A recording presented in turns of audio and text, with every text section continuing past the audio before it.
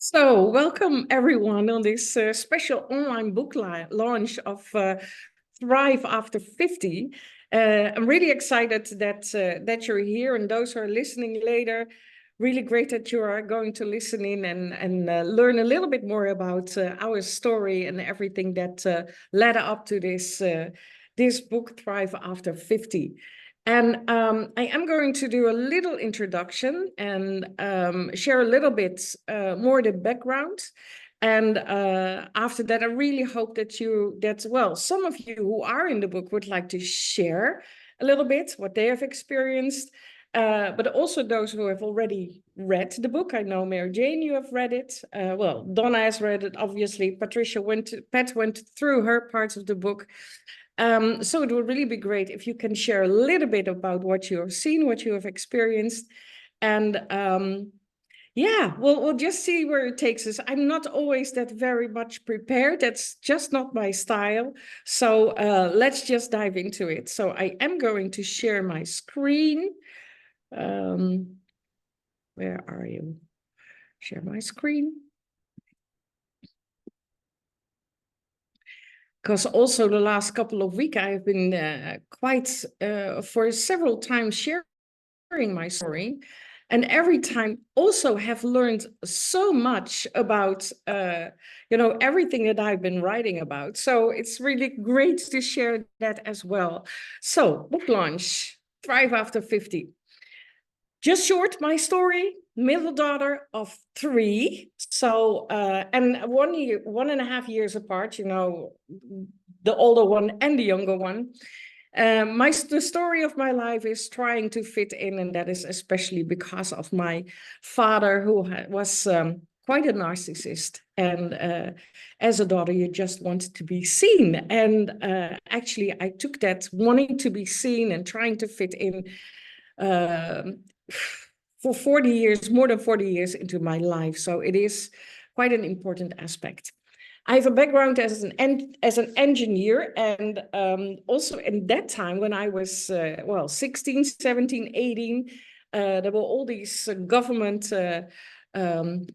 actions, projects to get girls in tech. So yes, I became an engineer, all again trying to fit in, and I have been in that IT corporate for almost 20 years.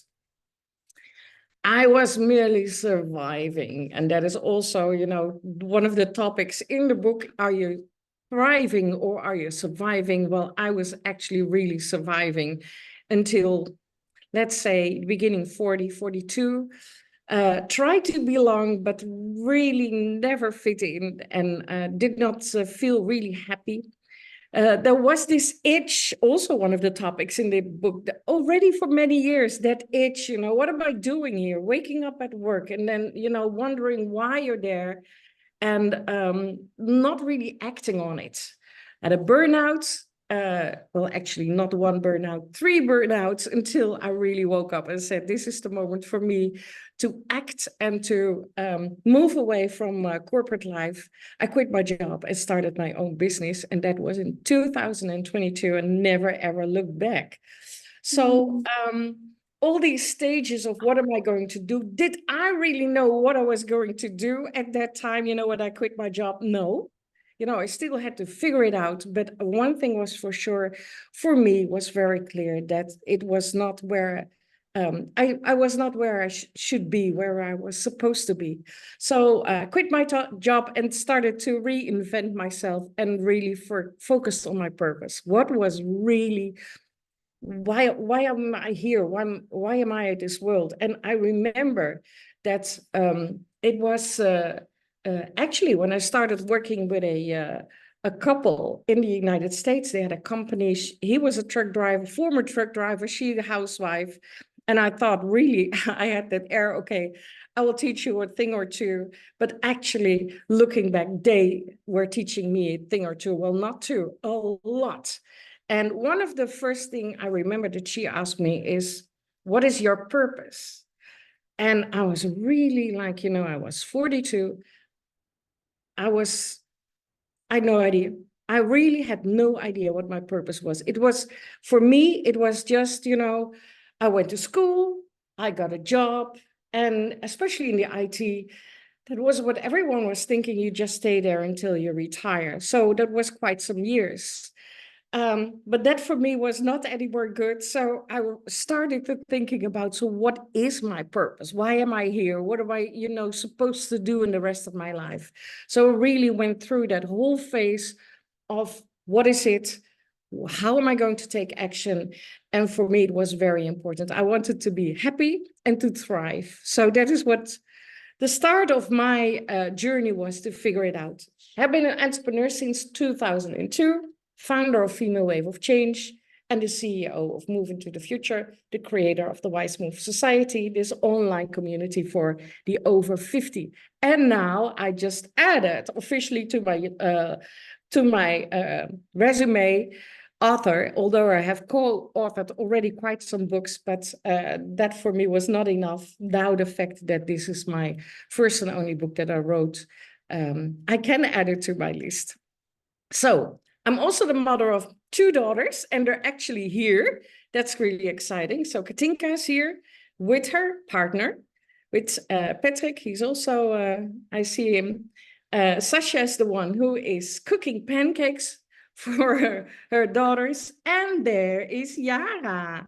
So that is my oldest granddaughter. I don't know if you can see her, but she's there helping mom to bake the pancakes. Yes, I am a grandmother of 4 amazing grandchildren. I'm really proud of that. And that is actually what made my purpose even bigger, not just, becoming a mother, that was very important, but becoming a grandmother. And those of you who already are will agree with me. For me, that became my purpose even bigger. I wanted to contribute to a better world that is more humane, more connected, more conscious, and more sustainable. And that is what I focus on with everything that I do. And first of all, I think that authentic feminine leaders, they need to lead the way into this different world, but also the older generation. I love to call them the elders. I don't know why, but there's already, we can talk for days just about how we can call that older or senior or that generation 50 plus. So one of the warnings I always say, I'm not a researcher, I'm not a scientist. I just want to make people think, and I want to share stories. So what has come to mind for me already, and I love to hear your perspective on that when I open up the conversation, is something I experienced last week while Bonnie is here at the Inspired Women Lead Conference Global Reunion, but also last Thursday when I was a guest lecturer at the university here in the Netherlands and talked about female, senior, and social entrepreneurship. The first hour last Thursday, I had was with 2 very young entrepreneurs. So there was one 19-year-old and one 24-year-old. And it gave me a lot of insights on the perception of age, but also last week at the global reunion of Inspired Women Lead, divided the group in the 3 different age cohorts. And you could see that there was a lot of different perspective on age, but also on answering certain questions of what is happening in their lives. So what I experienced is, how do we experience age? And for instance, a 19-year-old last week. So she is 19-year-old, studies astrophysics. So she's quite a lady, and started already her first business. While she was talking about it, how she was doing that, she mentioned age somewhere in her in the conversation, and I picked up that 35 for her was already old. When I become 35, then I have to be more serious. Then the other panel member at the university was 24-year-old, also already a business owner. in that afternoon had been at a certain event for startups, for funders, etc., etc. And at a certain moment, he mentioned, do you have any idea how many people over 50 are at an event like that? And I thought, okay, the way he talked about it, and I used that in my speech. When you're over 50, you're kind of old. You shouldn't be there when there is an event about startups. So there was also someone who has a perception of age that really surprised me. But then after the conversation, after my speech, one of the professors came to me and he said, well, I'm actually your daughter's age, because I mentioned that during my speech. He said, I'm actually your daughter's age. And you gave me a totally different perspective on what age is and what old is. And that I now realize that 50, you're only halfway there. You still can, that is the generation that will live into their, 100 year. So 50 is only halfway there. So he said, this is really something I need to refocus myself on, because I really was one of those who thought, after 50, this is it. And it's also, I think 2 or 3 weeks ago, it was the huge platform of Indeed. So the ones who are looking for jobs for other people and placing them in certain jobs. And they had this visual, created that visual. I should have used it here. But anyhow, they said that after 45, you're actually already on your way out. And after 50, you're done. And that had so much influence on what was happening online. It created so much response, not very positive, but anyhow, they took it off as soon as possible, but then the damage was already done because it was already viral. So anyhow, so there are quite some perceptions on age. So, but what is happening with a 50-year-old? This moment that you feel, okay, 50 or approaching 50. A lot of, in the stories, what I heard in the interviews was, like, I'm almost approaching 50. Is this it? Is this all? What am I going to do with the rest of my life? So also that age was very important, and we can continue. For me, as a 65 5-year-old, and I love that at the Inspired Women Lead Conference, when we were looking at, when do you think that you're going to retire? So those between 20 and 40 thought they could still retire at 65. When those, in that age group 40 to 55, I think they were still thinking about retirement. But then I asked the same question to the group over 55, and most of them felt like they didn't want to retire at all. So that was a very interesting situation that we created. Sorry. So what is it for a 75-year-old? We have people in our entrepreneurship program who are 75 and starting a business. And whether you have to or not, but you can. And also for an 85-year-old. So there is that perception of age, and that is something that you really see also in the book when you read it. What people are going through, and especially in this time of their life, midlife and beyond, what they're going through to move into that, what is happening and what am I going to do with the next so many years. So how do we perceive age in relationship to work, happiness, fulfillment, value, impact, income, etc.? Food for thought, and I used it last week as well. We are in an age of longevity, and in a world that is changing very fast. Boomers leaving the workforce, you will not be able to replace them with the younger generation. Retirement funds not big enough to live another 15 to 30 years. I see there's someone, please keep your microphone muted. There's my husband. Okay. Great, you're here, but I did mute you. Now I can. That's great. So the retirement funds are not big enough to live another 15 to 30 years. We want to and need to work. We want to be active longer. Do we need to reinvent ourselves every 7 years, as was mentioned in the 100-Year Life, the book that is, by, I will look that up. The 100-Year Life, great book. Changing perspective on work, of course, still struggling with stereotyping and biases. And actually all we want is be happy, valued, respected, fulfilled, healthy, etc. And entrepreneurship is, of course, a great alternative to extend the working life of many people. Just short, Annemarie, she's one of the people in the book, really, a lady who's been very high in the board of great organizations. Well, actually, at that moment, just one organization. I was a dream employee and I had a very successful corporate career in a company where I worked for 25 years.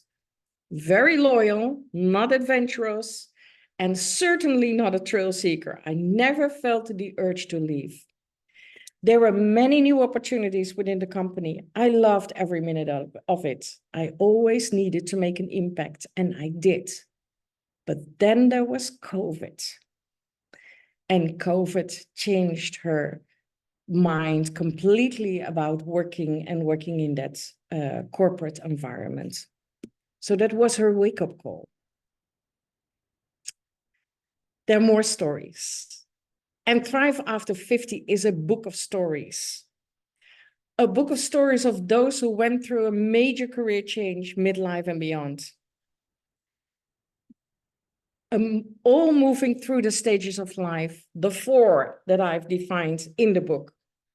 Surviving or thriving, that is that moment that you still feel, uncomfortable. I can do this. Let's keep on going. And then there's the itch, the moment that you feel like, oh gosh, I need to do something. And is this all? What am I going to do? And then there's this moment of time to reinvent yourself, that I really feel like I need to do something, but what? And there's time to take action and thrive for. So there's all these different stages that are mentioned in the book. There's a lot of stories to inspire, stories of hope, and stories that will connect people. So, of course, I can read. No, I'm not going to do this. I'm going to stop share because I just love to hear your ideas about what you've heard so far. Okay, there's Anastasia. Good. There's my husband, Peter, who joined really well. Good. How are the pancakes doing?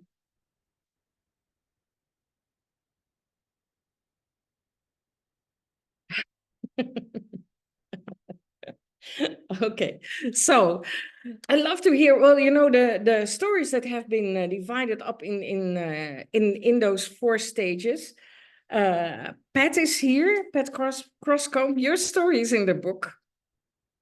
Do you recognize these stages? I'd love you to open your mic. Where are you from, Pat? Can you just share a little bit your background? So I am located in Ottawa, Ontario, Canada, capital city of Canada. I started my business Board Space a little over 10 years ago.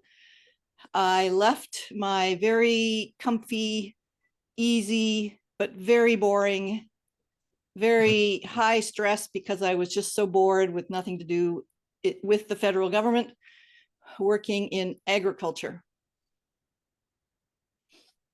Yeah. You left it because there was something else that came just, the one thing you mentioned about this job was also that it was the first time you had a real job and you had a real income. So you could buy a house. That was the first time that you could buy a house, but that also led to what you're doing right now. That's right. So true. Yes, it was the first permanent. The government does give you a defined pension, so it is a gold plated gold star pension that everybody wants, supposedly. Very few people have. But I had enough money. I bought my first home, and it turned out to be, well, as I say, it was the worst decision I ever made, ever. And it was, instead of being an exciting moment, it turned out to be a very depressing moment. But it was an important moment because I ended up getting on the condo board. I worked with this condo, and that's how I created my business, Board Space. The board, hence the board of directors, was because of my experience on, as I call it, the damn condo board of directors. And I thought, this is crazy. There must be a better way to manage this complex organization when we have no administrative staff, we have no IT staff. You know, these are very tiny little businesses, essentially 3 people on a board working with a property manager.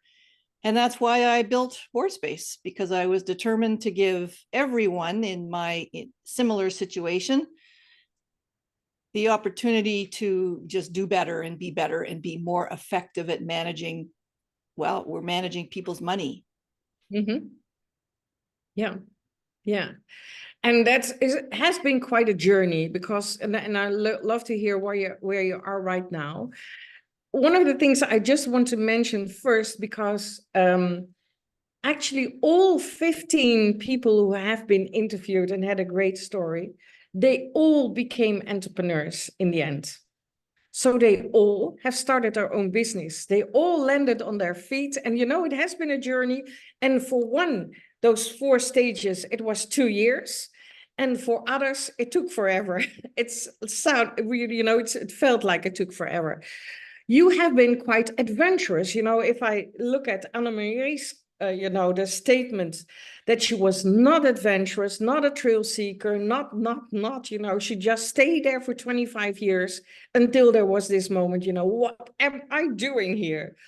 For you, you had been adventurous, because at early after, you finished your education, you went you went abroad to a different country.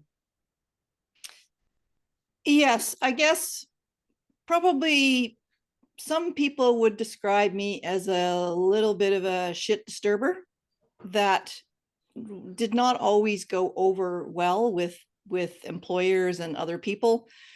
I've always been very outspoken, said my mind. I've learned later in life to maybe not do that quite so much. But as a woman, that's not something that you really want to aspire to, is to be outspoken and state your mind. So we must indeed be that kind of person. But in my career, it definitely had consequences. But I'd always wanted to work overseas. And we have an organization in Canada called the CUSO. Some of you might know similar organizations. In the US, there is the Peace Corps. In Britain, there's the VSO, Voluntary Services Overseas. And there's actually the Netherlands did send volunteers with that program as well. But essentially, it's you go to work overseas as a volunteer or cooperant for an initial 2-year period. I went to Thailand to work in dairy extension, and my goal was simple. I was out to save the world. Full stop. I laugh at myself now because, of course, one person cannot save the world, and I certainly didn't. But that's what I set out to do. I spent 2 years working in the dairy extension, and then I stayed with the CUSO program for an additional, not quite, or a little over 2 years as a deputy director, and saw the organization from the other side, from the management side, from working with people, working more with our government partners, because of course this was a partner that we worked lockstep with the Thai federal government.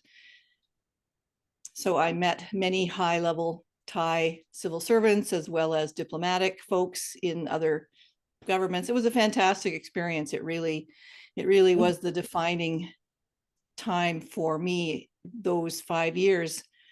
Interesting afterthought, though, and I think volunteers talk about this, is it was not an experience that was highly valued once I returned to Canada. It was simply ignored and discounted, which was very frustrating because I had given up my life in Canada, went off to work for a paltry salary, but that's not why I went. The experience was tremendous, but it wasn't really an experience that was highly valued. It didn't help me get a job. So it was interesting in that sense. I think back to that experience often, and in the startup world especially, it's highly applicable, but nobody ever goes back that far. I guess the older we get, the more experience we have, but that experience no one ever wants to know about. Actually, and you're the only one who I've ever talked to about it in that interview. Other interviews, I've had never even get to that experience. Well, it's a great experience. How old were you when you left the country? When you went to Thailand? 28. 28. So you're relatively young. If looking at age, it's quite a young age when you do this. And a country like Thailand, you have to learn the language. You're the only woman in the room. There's so many things happening. So it made you absolutely to who you are today, and every stage that you have been through so far. So it's, I love that story. So thank you for being here. I don't know if Donna is able to share. I know it's very early in California right now. Hey, Donna, and really appreciated that you're here at this early hour. But your story is in the book as well, and your story is also very, very interesting. It was not like you had the feeling that you needed to change, but something happened in your life that you made a big change. Can you share a little bit about what happens, at that moment that you left your country? You are muted.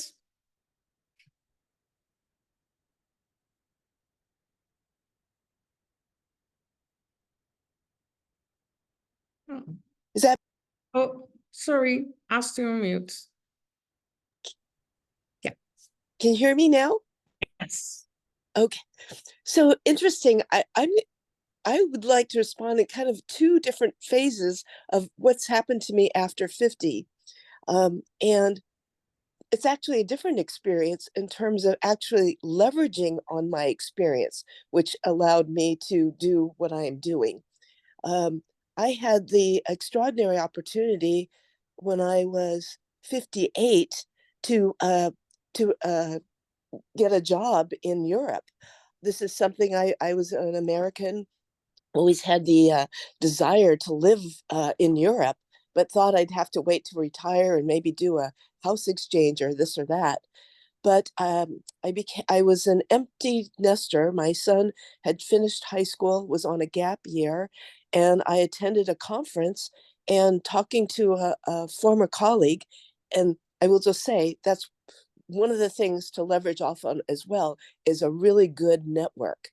A good network, and to be honest, having a reputation, a brand of being a good worker, reliable, etc. With that combination, I'd had dinner with him. He was here for a conference, and we spoke. And I was saying I was getting tired. I was a director in a large corporation. I liked my job, but I was saying it's been hard. I have long hours, etc.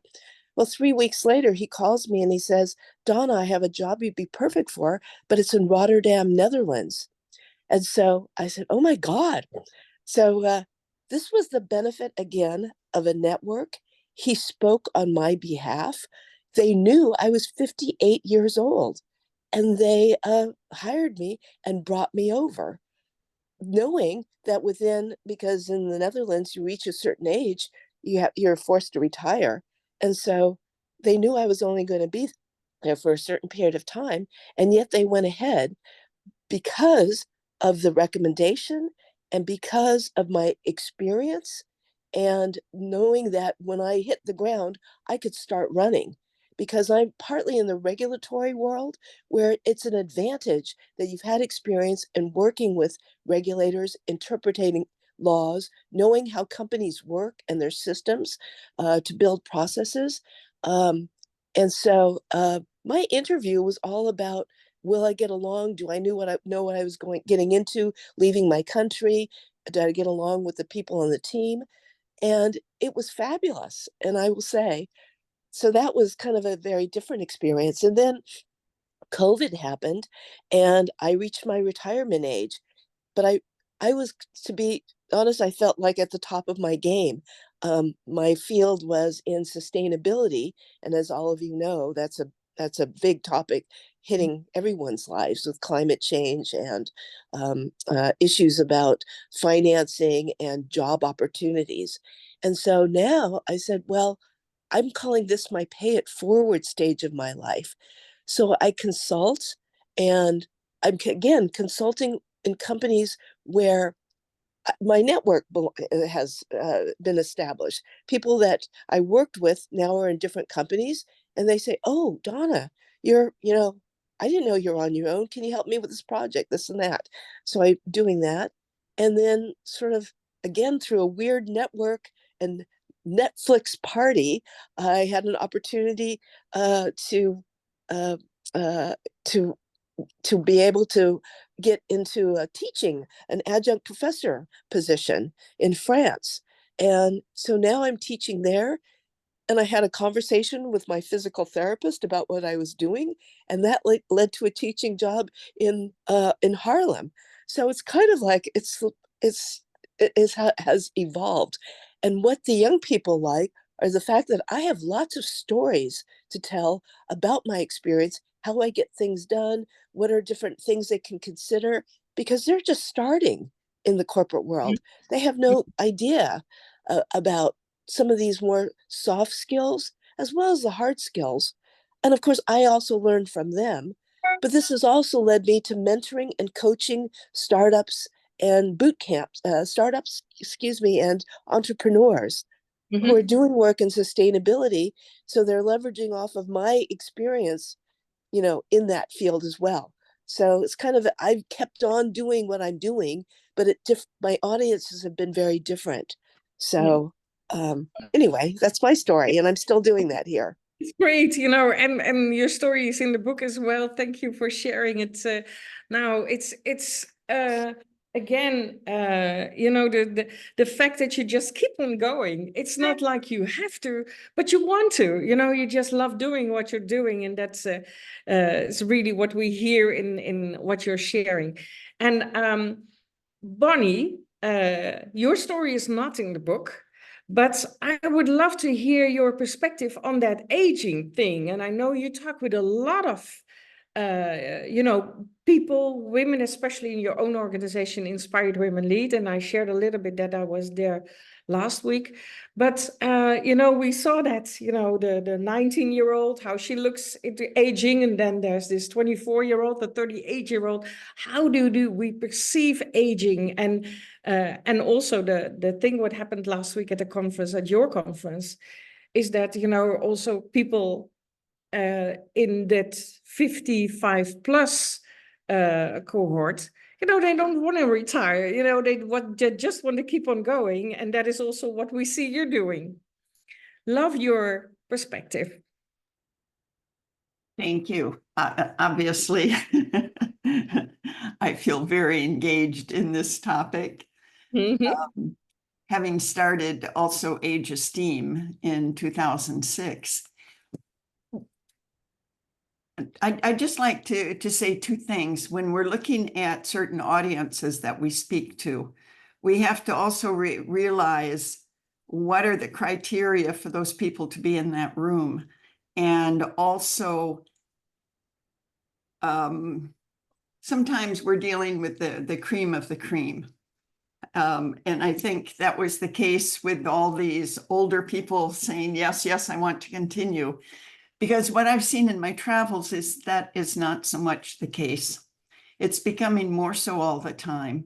However, when I'm talking to people very often it's more about the need to find their purpose where they are, which is why what you're doing is so important, Ingen, because the more we're able to find that purpose, the more we're able to move on.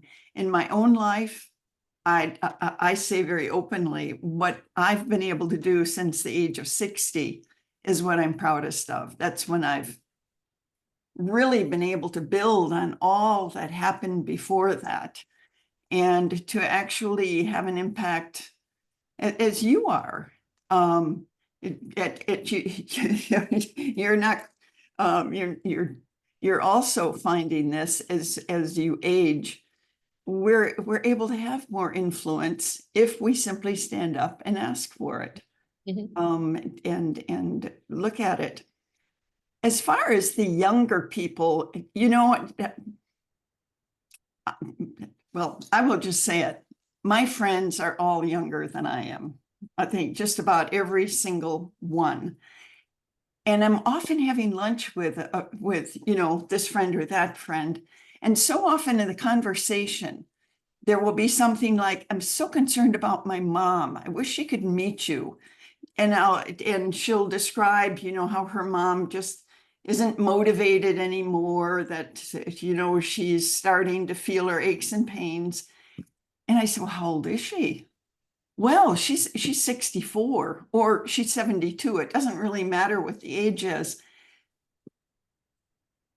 What matters is how we see ourselves. And I think that's also why your book is so important, because by highlighting the women who are the shakers and movers, who are proving what can be done, you're also putting this message out to the world. Yes, we can do it. And yes, you can too.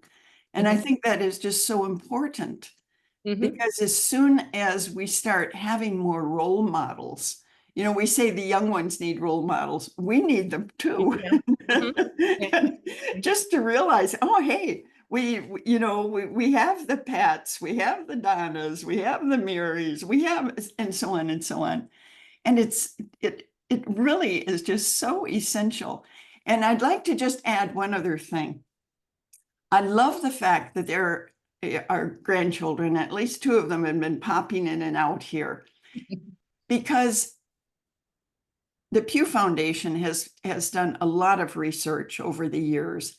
And what they're able to say is, among the people who are aging the best are the ones that had a good relationship with older people when they were young. Because that's where you gain this image of what is old and what does it mean, and are they dynamic or are they decrepit? And having this open, happy relationship will help them age themselves and to also have that positive outlook. And I'll stop there. Thank you for sharing, Bonnie. Really appreciate it. And for you, there's no end in, what you're doing and how active you are. We'll just continue. We keep on moving. Yeah. And I am going to ask the younger generation, because of course they have their voice as well. But Sasha, Katinka just disappeared. So you're the youngest one now, well, except for your daughter. So is there anything that you feel that you want to share?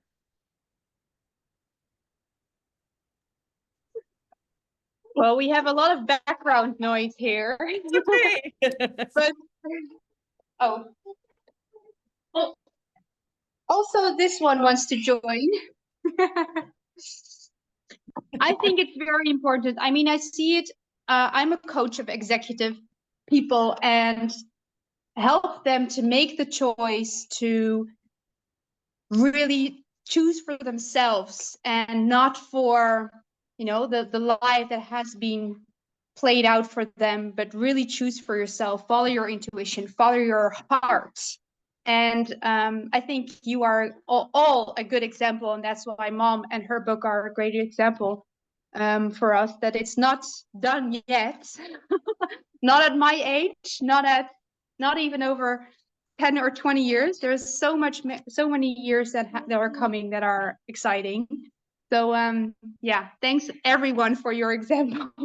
And sorry for all the distraction. But thanks for all the examples. Great. Yes, thank you. And thanks, Mom, for putting this in a spotlight. Thank you. Good. Hi, Lynn. And I see that Katinka is also busy with her youngest one. He's not feeling really well. Katinka, we just talked about it yesterday. And you know, you're in that generation, 100-year life. And that is 100-year life actually means reinventing yourself every 7 years. How about you? You're 34. How often do you reinvent yourself? A lot. Well, there's one crying here, but no, a lot. Is it every 7 years with me? I think so. Yeah. I had my first company 7 years, my second company now 7 years, and I'm selling my company now. So yeah, exactly 7 years every time. Yeah, yeah. And it's good to be prepared. Oh, the 7 years.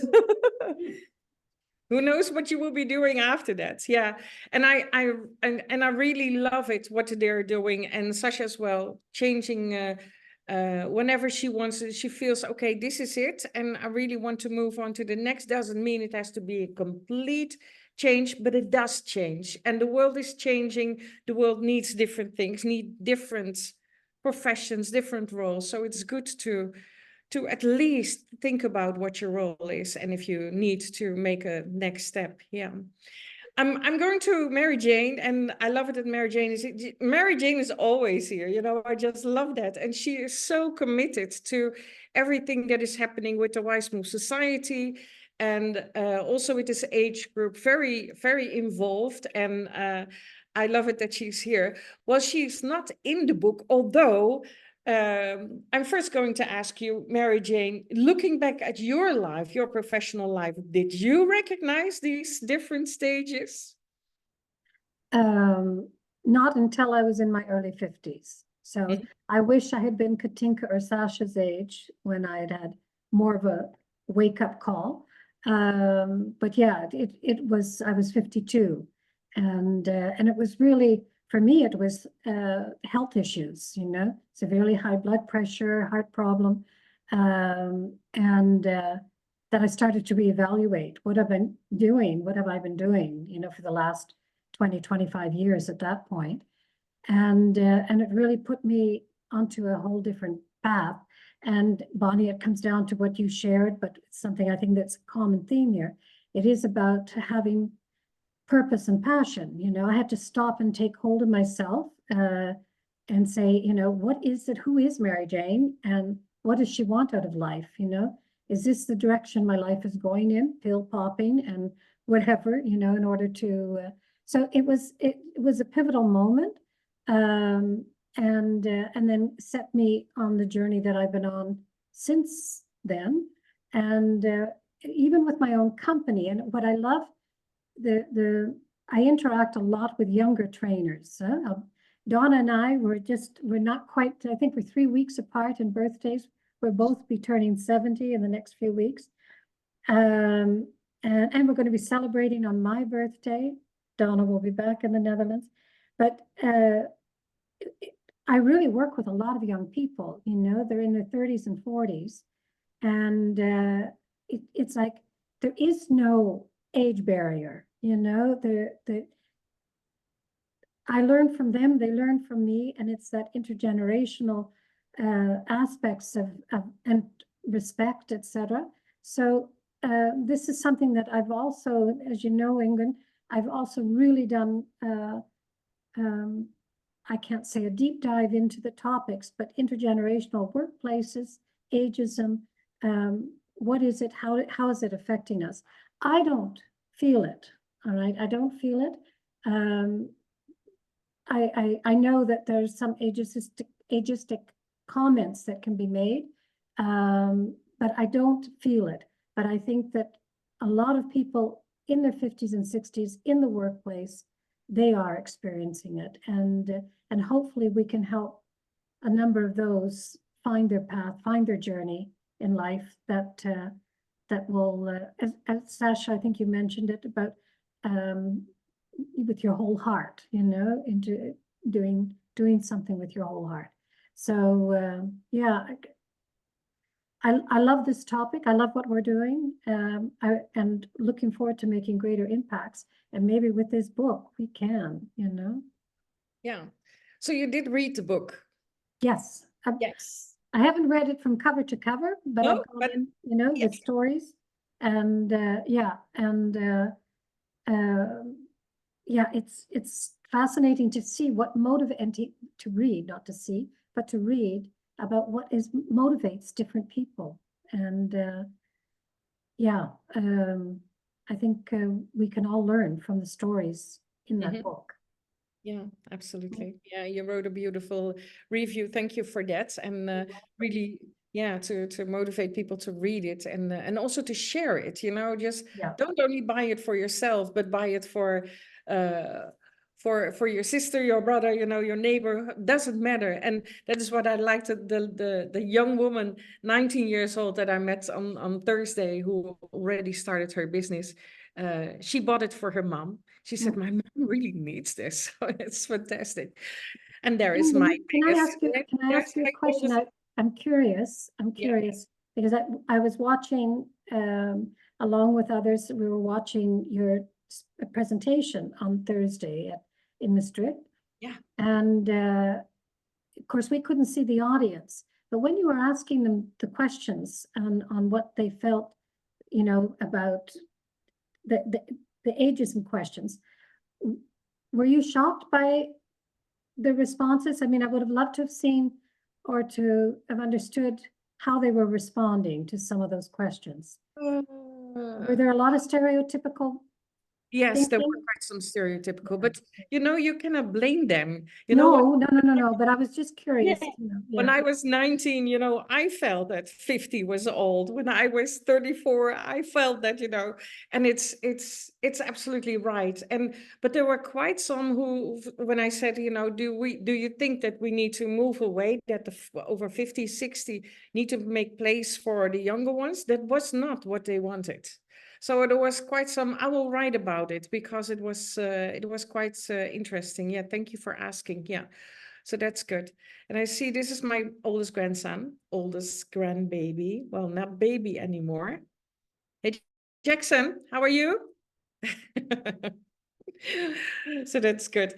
No, thank you all for joining. And Lily as well, she wrote a great review. Finally, a book that I can, you know, share with my friends, you know, those who need it. So it's that was also very grateful for that as well. So there is one person, and I did not prepare, and I didn't ask, and maybe she's not able to, but Mommy Von is here, and Mommy Von is for me is the super duper storyteller. And I don't give Mommy Von, can you join in the conversation and just share a couple of words about the importance of storytelling?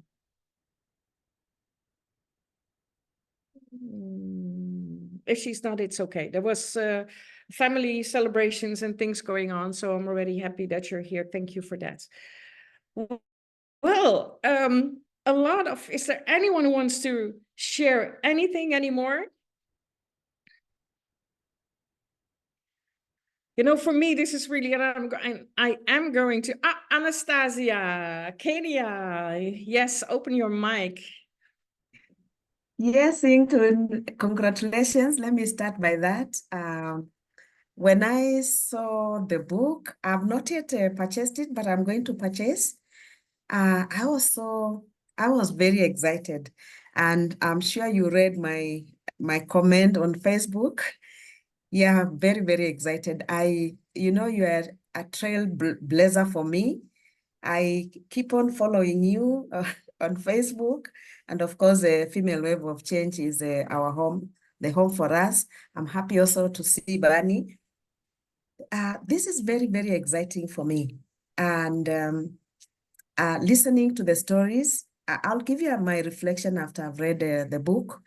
But you remember I took some time off because I wanted to go back to school and study leadership, organizational leadership at a PhD level.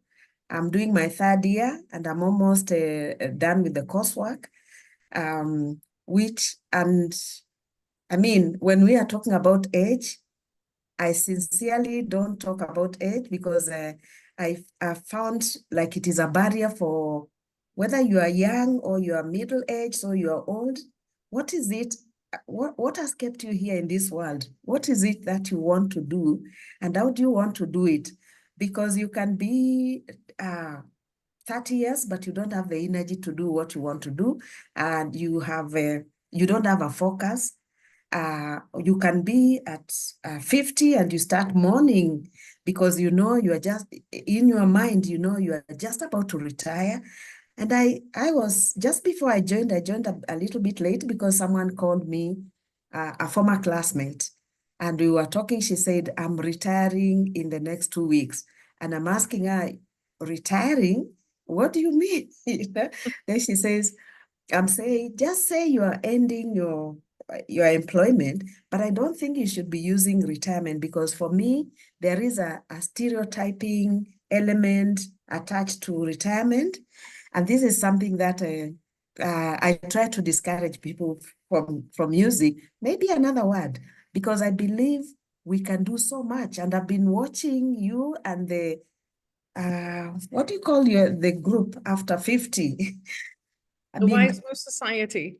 Exactly. They're doing so much. I read the stories.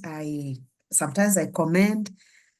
There's so much we can do at whatever level of our experiences, our age. There's so much. Your grandson, I've been watching him ever since he was small, as he's going to the beach with you, and I see he's a big one. And your daughter.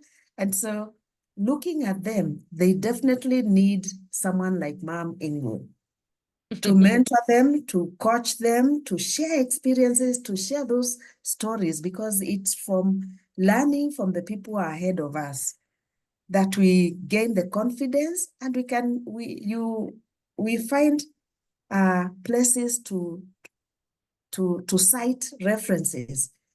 So for me, I mean, sitting here listening to everybody and what they've been able to do, it's such an encouragement for me. And of course, you know, I'm still working. I'm celebrating my 64th birthday on the 29th of December. And, I still feel very strong there, but I have a reason for working at this time. But I don't think after next year, if we met this time next year, I'll still be telling you I want to continue being employed, because the purpose for being employed at this particular time, there are things that are put in place, and I have a calendar where I'm saying, do this, do this, do this. Of course, not everything that can be done, you know, the things that we plan, but who knows, we can get closer to filling some of the gaps that we have, and then we release ourselves so that I do my studentship well, and I join the group very well. So thank you so much, and congratulations for this wonderful book and the work that you do. Just knowing that we look up to you many times for the things that you do. I don't know what is in your mind, what you are thinking of doing tomorrow. So I watch on the space for that. Thank you so much, and well done. Well, thank you, Anastasia. It's I really appreciate it. And I know, yes, you know, I'm turning 65, not yet done. It's really, there's still so many things to do. And, you know, I also have been thinking about going back to school, but then I think, oh gosh, it's, you know, really dive into all these books. And that is for me something I just love to do, things and meet people and things like that. So you know, there's still so many stories like Anastasia's story in Kenya that also need to be shared. So there will be more stories. There will be maybe even more books. So about the book, it's online. it's on Amazon, and already we have experienced a lot of issues with, ordering the book on Amazon and downloading the book on Amazon. Not going to talk about that. So it's also on my website, and that's a lot easier. You just order it and you can download it immediately without any, and no, you don't need Kindle and you don't need anything else. You can read it on your phone, on your computer, on your tablet, wherever you want it. So I am going to share the page with a QR code, that if you do want to order it now, then it's really great. I will leave it up after we finish talking, but do so and share the book. I don't really mind who you're sharing it with, because it needs to be out there, and I really want to inspire as many people as possible with all the stories that are there. So I'm not going to share my screen now. I'm first going to thank you all for being here. And again, this is, I'm really proud, really excited that this is happening. Hi, Yara. Bye-bye. It was really nice seeing you. These kids, they speak well, they can understand. You see that with, bye, Jax. Can you see Yara? Yes, you can. Good. Thank you all for being here and joining me on this special moment. And again, I will share the book. We keep it on. So if everyone who does want to use the QR code, we'll keep this very interesting price until the 10th of October, and then the price will go up to a more, anyhow, it's a very reduced price right now. So let's do this right now. And I hope to see you soon. Thank you. Bye-bye. Bye, Ingrid. Bye, everyone. Bye, Mary Jane. Remember the book for those birthday gifts. We heard there are 3 birthdays coming Yes, up. that is really fantastic. I'm going to a reunion of my high school. We're all turned 70 this year, so I'll bring a copy, or at least mention it for sure. Yes, or well, let's ask Elsa B to make a very special flyer with the QR code. Oh, that would be great. Yes, sure. Congratulations, Inga. Bye, Donna. Bye-bye. Bye. Bye.